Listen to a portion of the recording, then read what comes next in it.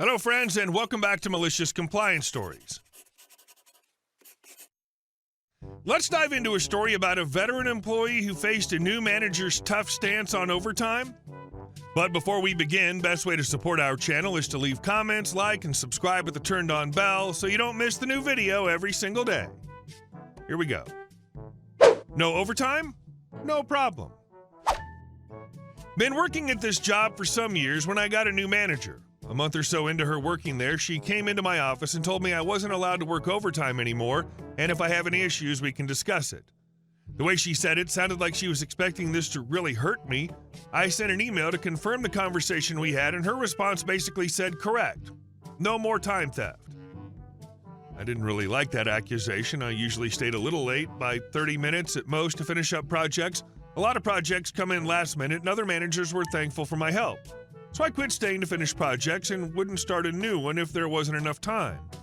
No real issues, but some projects started falling through the cracks. I let the other managers know. My manager told me no more overtime, and I'm just following orders. Fast forward barely a month later, as I'm leaving for the day, she rushes to me asking if I can work on, you guessed it, a last-minute project. It's potentially worth millions. I explained how I've got plans and I'm not about to be a thief. Next day was too quiet. In the afternoon, I get a request to have a meeting with my manager and HR. Usually you get a written complaint beforehand, so I'm still a little off guard. I could at least be a little prepared. At the meeting, my manager reads off grievances like it's an intervention.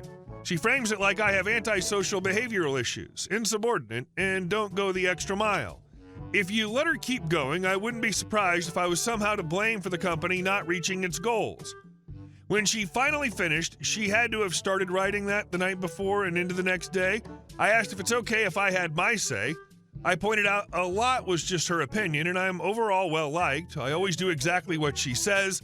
However, my manager likes to constantly move projects around while I'm working on them, and I'm not allowed overtime. She denies ever saying this, so I forward the email to HR. My manager then starts backtracking. She didn't mean it permanently. HR takes me off the call a bit. When they come back, it's just HR and I start by saying, I'm not signing anything. They tell me, let's agree to disagree. This has been one big miscommunication, and they appreciate all the work I do. I asked to confirm if this was going to be held against me in any way, and they said no. They went on to say, if I can stay late sometimes, great, but it's also okay that I leave after my 8 hours. My manager later quit in less than a year. Rule number 1 as a manager is somebody asks you to confirm something in an email, it's going to be used to burn you later on because you've screwed up. Rule number 0 is don't be a jerk, but some managers can't help it. And our second story. Military compliance. I was stationed aboard a ship during the first Gulf War. It was a nuclear-powered ship, important later, and so we had regular crew, corpsmen, navigation, fire control, etc., and then we had what was affectionately called damn nukes. These were engineers and folks who ran the nuclear reactors. Everything was by the book for them, and they were either incapable of or not allowed to think outside of regulation. Medical was a small department, so when we had duty, there was only one corpsman on board.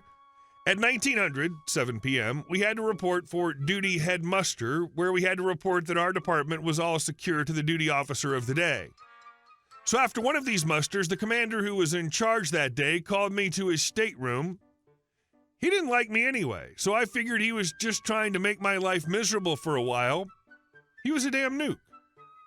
I get to his stateroom, and there are a couple of other damn nukes there with him, and he says, Petty Officer Blank, I've noticed that you always address me as Commander and never by Sir. I stood there for a moment, trying to figure out where this was going. Finally, he asked why. I took a moment to ground myself, looked him straight in the eye, and said, well, Commander, the UCMJ, Uniform Code of Military Justice, clearly states that I must address you as Sir or by your proper rank. The way I was raised, the title Sir is reserved for those you respect. He just stared at me as I stood there. He then dismissed me.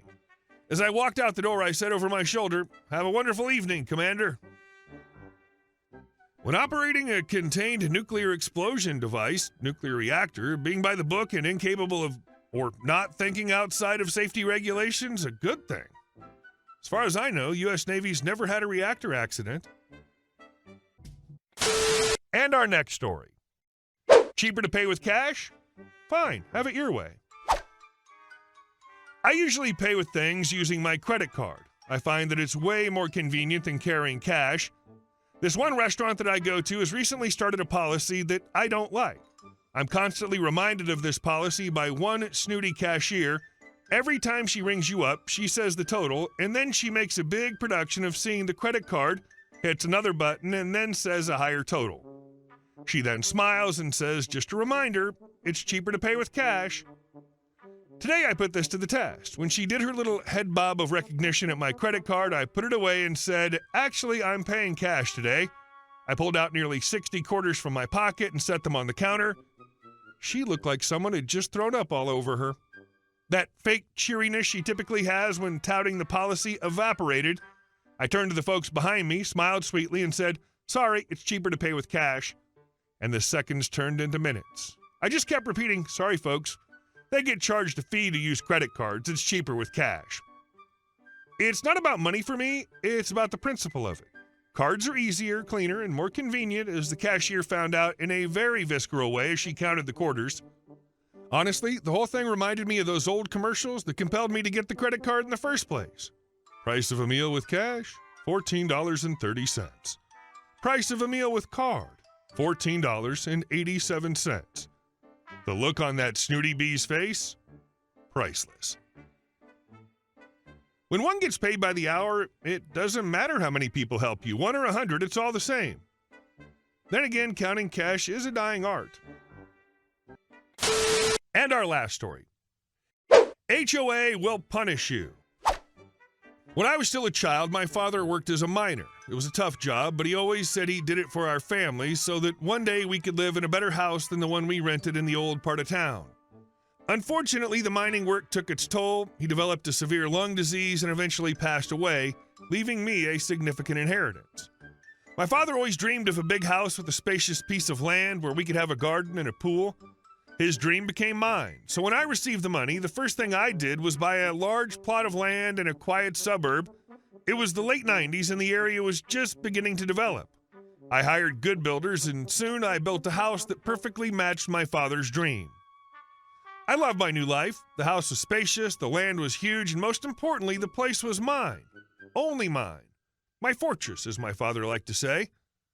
Over time, new houses began to pop up around, and the neighborhood started filling up with people. A few years after I moved in, the neighbors decided to form a homeowners association, or HOA as it's commonly called. I didn't want to get involved with them. Why would I need any rules on my own property? I didn't even bother attending their meetings. One day, a neighbor named Steve approached me on my porch. His wife, Karen, was always with him, a real character, constantly yelling at everyone as if she had Tourette's syndrome. She was as hard to shake off as a sticky tape. Hi, Steve said with a forced smile, while Karen immediately began muttering under her breath. You see, everyone here wants to make the neighborhood better, more civilized, so to speak. It'd be great if you joined the association. Karen interrupted him right away. Why don't you just get over your stubbornness? How long do we have to wait for you? Why can't you act like a normal person?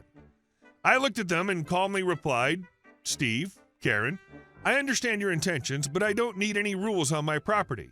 This house is my fortress, and I want it to stay that way. Oh, who do you think you are, acting like a king here? Karen screeched, her face reddening with anger. Do you think you're better than everyone else? Steve and I have been living here for 3 years, and we know what's what. Join the association or else. Steve tried to calm her down. Karen, let's take it easy. Take it easy? Take it easy? Am I supposed to tolerate him too now? Karen started screaming even louder, attracting the neighbors' attention. I patiently said, I'd rather be an outcast than follow someone else's rules on my own land. Thanks for the offer, but I'll pass. After that, their friendliness turned into something more unpleasant. Someone from the HOA began leaving notes on my garage walls. They contained phrases like, follow the rules or face the consequences, and non-compliance harms everyone. That's when I realized things were getting serious. But the real problems began when I went on a business trip for a month. Upon my return, I discovered that a pool was being built on my property. It was a real shock. Somehow the HOA had decided they had the right to use my land to build a community pool. As it turned out, they'd forged documents to make it legal while I was out of town. As soon as I got back, I went straight to Steve and Karen to sort things out. What the hell is going on here? I asked as soon as I arrived. Steve looked surprised, but his eyes betrayed nervousness, while Karen, as usual, started yelling. "Oh, our great traveler has returned. Don't like the pool, do you? This neighborhood is suffocating without proper facilities. And what did you do? Just annoyed everyone with your stubbornness?" "Karen, please calm down," Steve began, but she interrupted him again. "Shut up, Steve. We're doing what needs to be done.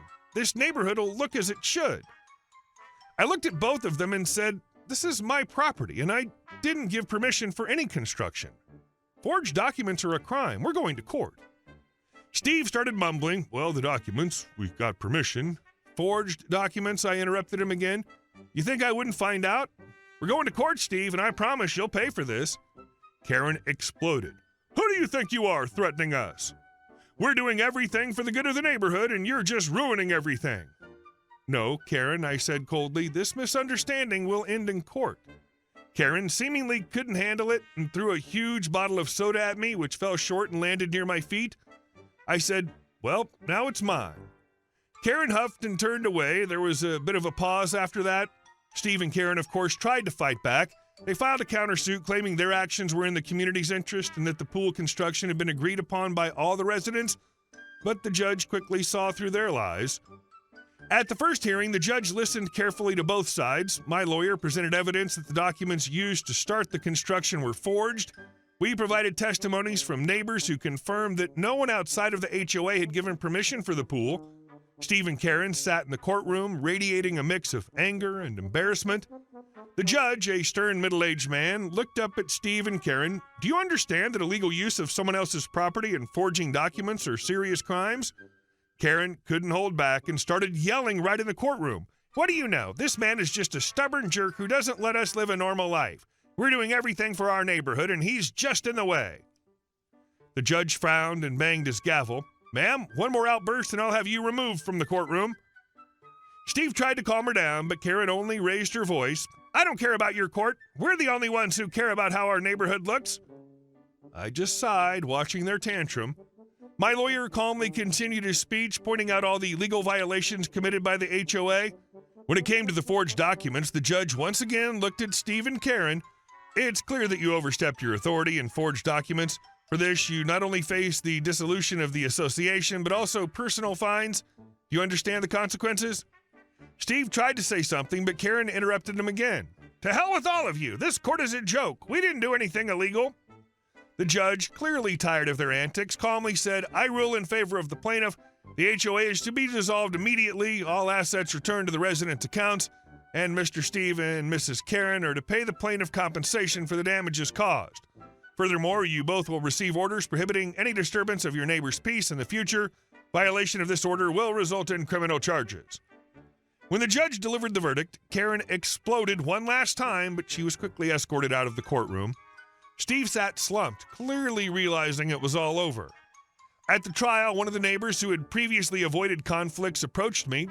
"You know, we were all hoping that someone would finally put them in their place. You did what needed to be done. Thank you." I nodded and said, "I just want my house to remain my fortress. Now I can live in peace." The irony was that despite all their efforts, I still built the pool, but now it was exclusively mine, not the result of some absurd and illegal HOA decision. I enjoy every day spent in this house, knowing that no one will disturb my peace again. Now the guy can definitely say, I defended my property rights and protected my fortress from my crazy effing neighbors. Hey guys, thank you all for watching the video. I'll see you in the next one.